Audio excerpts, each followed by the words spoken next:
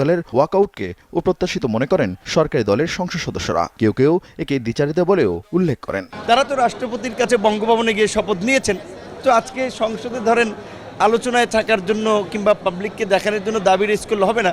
সে সময় যদি তারা আপনার সিদ্ধান্ত নিত যে আমরা ফেসিবাদের রাষ্ট্রপতির কাছে শপথ নিব না, তাহলে গার্ডস বোঝা যেত। উগ্র আচরণের মধ্য দিয়ে বয়কট করেছে, ওয়াকআউট করেছে। এছাড়া অত্যন্ত সুন্দর এবং চমৎকার। বর্তমান সংসদে অভিজ্ঞ পার্লামেন্টারিয়ানের সংখ্যা সবচেয়ে কম, সংখ্যাটা ৭১। তাই সংসদীয় গণতন্ত্র চর্চাকে দলীয় দৃষ্টিকোণ থেকে না দেখার পরামর্শ সরকারি দলের সিনিয়র সংসদ সদস্যদের। যে রাষ্ট্রপতির সাথে তারা আলাপ আলোচনা করেছে ৫ই আগস্টের বিকেলবেলা 6 আগস্ট, এবং যে রাষ্ট্রপতির কাছে অন্তর্বর্তী সরকারের প্রধান উপদেষ্টা সহ অন্যান্য উপদেষ্টারা শপথ নিয়েছেন, তাদের ২-১ তো এই সংসদের সদস্য হয়ে আসছেন। তো সেটা তাদেরকে জিজ্ঞেস করা যায় এই স্ববিরোধিতা কেন। আর গণতান্ত্রিক সংস্কৃতিতে পার্লামেন্টের কালচারে ওয়াকআউট নতুন কোনো ঘটনা নয়, করতেই পারে।